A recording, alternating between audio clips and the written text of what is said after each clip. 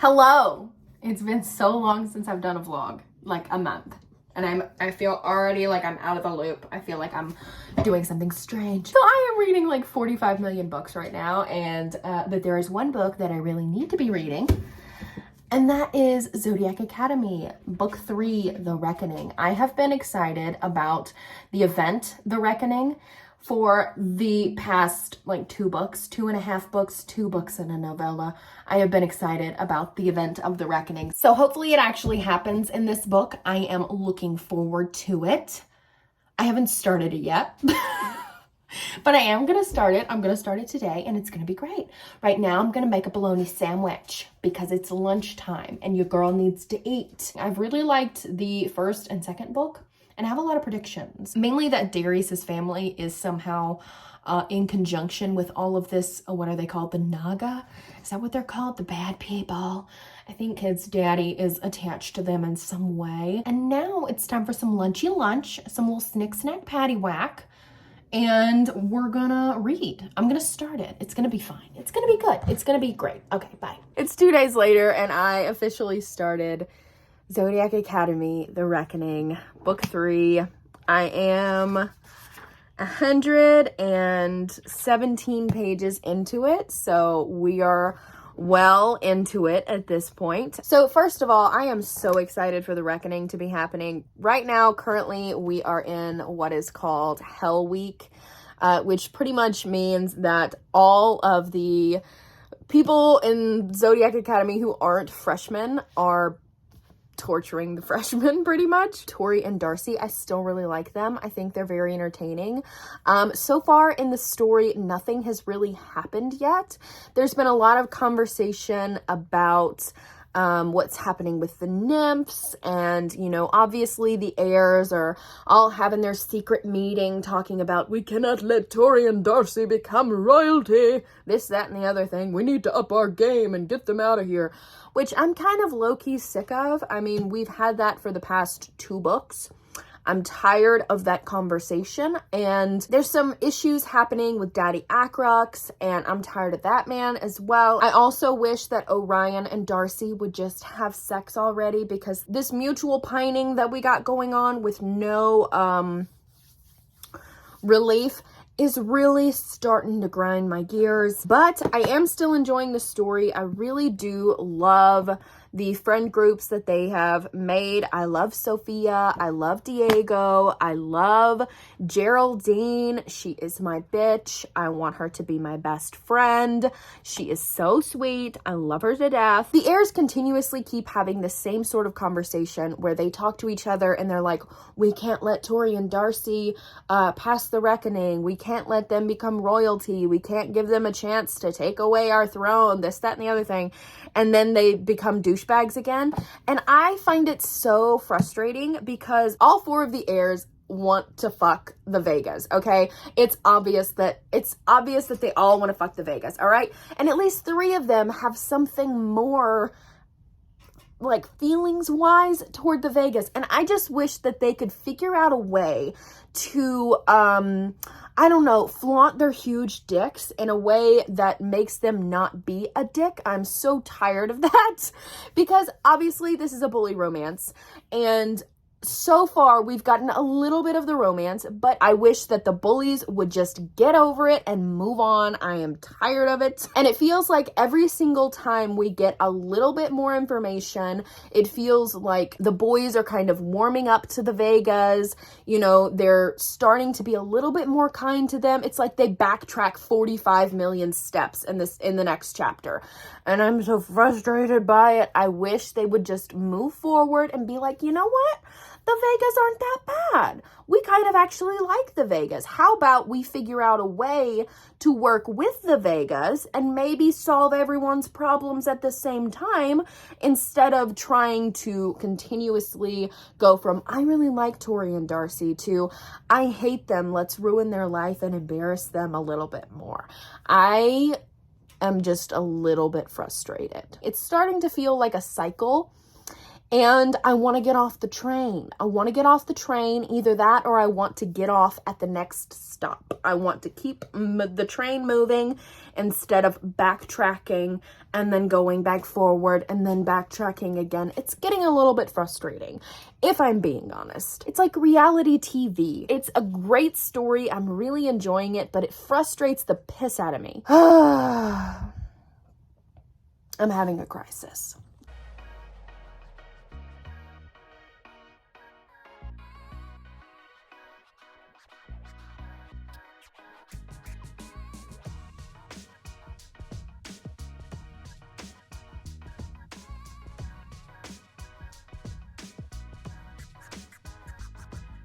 Okay, so spoilers for Zodiac Academy Book 3, although if you haven't read this book, I have no idea what the fuck you're doing here. You might want to click out. Darcy and Orion, fucking finally, literally fucking finally. Lord have mercy, I felt like if it went on for any longer, I was going to literally die. We were gonna have my funeral. Darius so obviously has something for Tori, and it's not even funny, and I wish that he would just get on with it, because this whole Caleb and Tori thing, I'm not digging it. I'm really not digging it. I like Caleb, he's fine, but I'm not digging Caleb and Tori. And Seth is still on the Darcy train, and I want Lance Orion to be with Darcy, and I want Darius Akrox to be with my girl Tori. And if that's not gonna happen, I'm gonna be very upset. The little motorcycle race that Darius and Tori did, loved that. Also, if anything happens to Xavier, I'm going to riot. He is my favorite Pegasus Dream Boy, and I will literally kick somebody's ass if something happens to that kid. If Daddy Akrox tries to sacrifice his own son, Xavier, I will literally hop through the pages of this book and slit his throat. Okay, so that's where we're at. Didn't even tell you what page I'm on. I'm on page 296. So we're almost halfway through. It's so good and it's so much fun, and just the little scenes that you get between the characters, I just love it so much. I love it so much. And I'm probably going to spend the rest of the day reading it. It's Saturday. I'm probably going to spend the rest of the day reading it. I like Seth. I feel bad for Seth because of the things that have happened in this book. I feel bad for him. I still have not wholly forgiven that boy for chopping off my baby Darcy's hair. But she has since, you know, regrown it and dyed it blue. I like Caleb. I do not like him with Tori. I do not like Caleb with Tori. I don't know who I want him to be with, but I don't want him to be with Tori.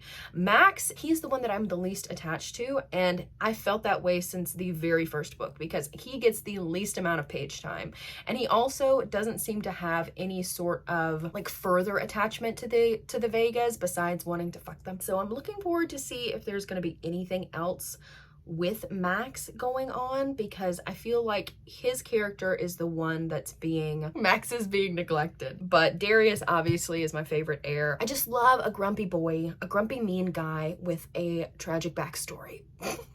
And it doesn't hurt that he has dark hair and he's a dragon shifter, but I love a grumpy guy with a tragic backstory. It seems like we like Tyler now, which is interesting. I still find him a little bit annoying, if I'm being honest, but apparently we like Tyler now, and Tyler and Sophia are kind of a thing, maybe a thing, perhaps a thing, I don't know. Diego, he seems like he's a little, I don't know, emotionally unstable. But also Orion has been picking on him quite a bit, so I can understand that. I can get behind the emotional instability. I'm on page 525, and all I have to say is that fair situation, the fairy fair, whatever the fuck it was called, Orion is on very thin ice, and he better be nice to my lady Darcy for the next 100 pages. Nothing but nice. Nothing but nice. He is on very thin ice. Also, I just want to say, Max is not unlikable when you actually get his POV chapters. He's actually very likable, especially towards his friends. The whole thing with Caleb, I still don't like Caleb. I liked the game that they had going on. But then that thing in the woods where he was supposed to be taking her to the fair. I don't know. I don't know if Caleb's pissed off that he found out that the girls had done these things, or if he's impressed. And I think he should be impressed. Also, Diego's an asshole. I was rooting for him. I was rooting for you, buddy. But Diego's an asshole. And Orion is on very thin ice with me, which I never thought that I would say, because I've been really, really liking Orion. The Reckoning was lame. That's what everyone thought, that the Vegas wouldn't be able to pass? That? Really? A walk down memory lane? What? It was so lame. And the more the heirs do this whole, like, inner villain monologue, we will not let you pass, la-da-da-da-da. Really? That was it? Maybe I'm Faye. I could do that. I'm sorry. What the actual fuck is going on?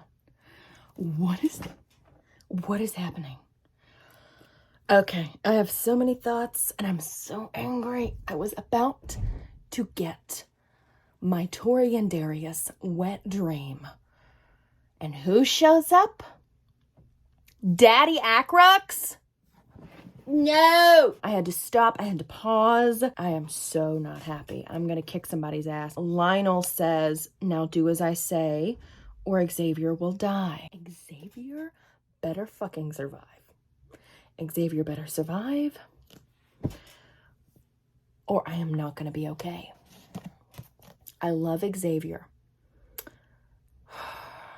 And Darius and Orion are there, and I think that if it comes down to it, they will choose to protect Xavier over the Vegas.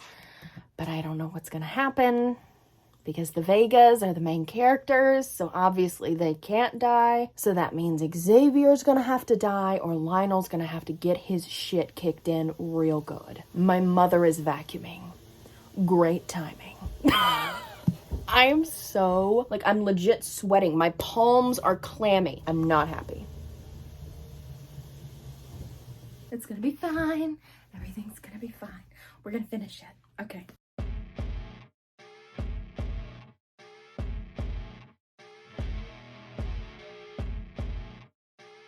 This book is giving me a headache.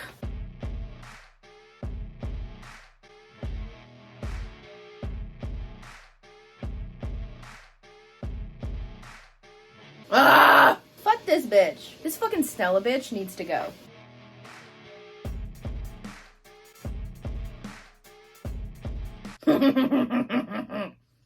No, I'm not happy about this. This is ridiculous.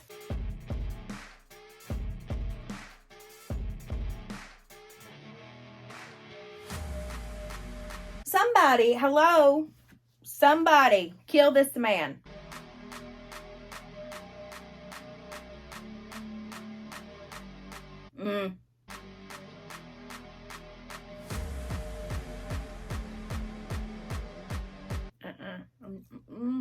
Don't even talk to me.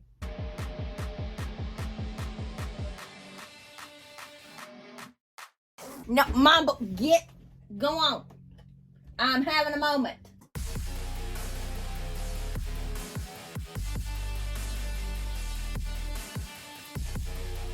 Feathers! Fucking fire feathers! Freaking phoenixes, I'm telling you.